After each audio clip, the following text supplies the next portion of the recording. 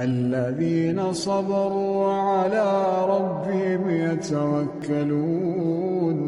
الذين صبروا وعلى ربهم يتوكلون وكأين من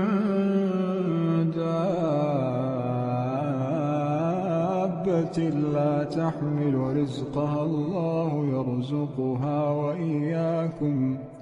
وهو السميع العليم ولئن سألتهم من خلق السماوات والأرض سخر الشمس والقمر ليقولن الله فأنى يؤفكون